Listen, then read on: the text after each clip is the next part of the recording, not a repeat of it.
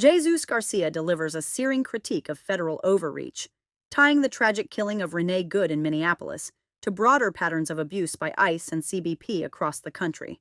He exposes how aggressive enforcement policies, masked by the rhetoric of public safety, are terrorizing communities, denying due process, and eroding constitutional protections. I'm going to speak on the cash bail subject when the second bill comes up. But this morning, I feel compelled to speak on the tragic incident that occurred in Minneapolis yesterday, the tragic killing of Renee Good. I do so mindful of the fact that two of the first shootings by ICE agents, CBP agents, that occurred in this country occurred in my district last year, last summer. First, it was a father of two who had just dropped off his two children at school, was approached by ICE agents, terrified. As he sought to leave the area, he was shot and killed. Then came the shooting of a young woman, a U.S. citizen, shot 5 times, accused by Secretary Noem, by other officials, of terrorist activity. Serious federal charges that could have resulted in decades of time in prison. She was a teacher. She is a teacher at a Montessori school. What happened with those charges? They've been dropped, as have other cases of serious charges that have been brought about in my community alone. Almost half of the charges against people have been dropped already. Why is this happening? Because the stated policy is to prioritize the removal of dangerous criminals from immigrant communities, but that isn't what's happening. What's happening is that the aggressive enforcement of legislation that's targeting certain communities is causing terror and grief and fear and trauma to hundreds of thousands, if not millions of people. It's happening because of the following. Rogue federal agents under the leadership of Secretary Noem, Tom Homan, Stephen Miller are trampling on people's constitutional rights like we haven't seen in decades, perhaps in the history of our country. They are engaging in obscene ethnic and racial profiling.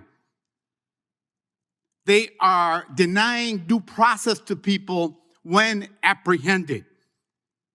They are masked with military-grade weapons, cussing at people, ordering people to do things, treating people like dirt. U.S. citizens, lawful permanent residents, people under color of law, veterans. Why is this happening, this indiscriminate treatment of people in communities? And 5, the attempted deployments of the National Guard in certain cities and states, thanks to the intervention of the courts and the actions of Democratic attorneys general, that's been halted for the moment because it was unconstitutional, it was illegal. And lastly, the illegal denial of members of Congress to do oversight. We were prevented from doing that in Chicagoland.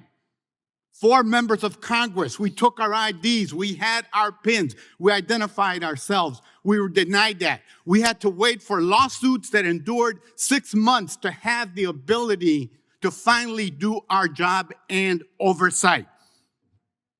So this is why I speak out on this issue, because it's a terrible precedent in our country's history. It will be a shameful episode as we tell the history of America, because we've trampled on the Constitution. We've violated what has been established law in our country, and we've engaged in Gestapo tactics of federal agents that have been encouraged to violate the Constitution and trample on the rights of people in communities all over our country. I yield back. Jesús Garcia's testimony serves as a harrowing indictment of systemic failures in federal law enforcement and the policies guiding ICE and CBP. His words underscore that the killing of Renee Good is not an isolated incident, but a manifestation of a broader pattern in which federal agents operate with impunity, often targeting vulnerable communities under the guise of public safety.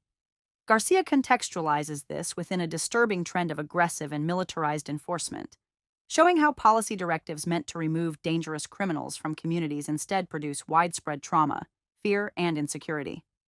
The cases Garcia cites are striking. Innocent individuals, including U.S. citizens and lawful permanent residents, are subjected to violent enforcement measures, swept up, detained, and threatened with extreme consequences for actions that pose no real threat to public safety. The Minneapolis tragedy, as Garcia details, reveals that individuals like Renee Good are exposed to lethal force despite posing no credible threat, while federal officials propagate narratives of terrorism to justify their actions. The chilling effect on communities is immediate and profound. Fear and mistrust permeate neighborhoods, undermining the very fabric of civic life. People cannot engage with government authorities, exercise constitutional rights, or live without apprehension, knowing that their lawful presence or peaceful dissent could make them targets. Garcia also exposes the structural failings that facilitate these abuses. Federal agents operate with extraordinary funding, training gaps, and minimal oversight. The attempted deployment of the National Guard and the obstruction of congressional oversight reflect a system in which checks and balances are undermined, when members of Congress are denied access to conduct proper oversight, and when lawsuits must be fought for months to hold officials accountable, the principles of transparency and accountability crumble. Garcia's testimony illustrates that these actions are not random errors, but a consequence of deliberate policies, encouraging aggressive and unchecked enforcement. The constitutional implications are severe. Garcia frames the conduct of federal agents as a violation of due process and a threat to the rule of law itself. This is not merely about one tragic death. It is about the erosion of the fundamental rights guaranteed to all Americans. The patterns he describes, ethnic and racial profiling, excessive use of force, denial of legal rights, and propaganda spun by high-ranking officials, show a federal system where power is concentrated and protections are selectively applied. Citizens and residents no longer experience the equality under law promised by the Constitution. Instead, they live under a regime of fear, suspicion, and arbitrary enforcement. Beyond the legal and constitutional dimensions, Garcia highlights the human toll. Communities, families, and individuals are traumatized, and the psychological impact of knowing that law enforcement might target them or their loved ones is profound. Teachers, parents, and children, like the father of two who was shot after dropping off his children, face indiscriminate violence that leaves lasting scars. Garcia's account forces the listener to confront the real-life consequences of policy choices. That federal law enforcement, when unrestrained, can destabilize communities, erode civil liberties, and provoke generational mistrust in the institutions meant to protect the public. Ultimately, Garcia's remarks are a clarion call for accountability, oversight, and systemic reform. He challenges Congress, law enforcement leadership, and the American public to recognize that unchecked power, aggressive militarized tactics, and the obstruction of due process are incompatible with a democratic society.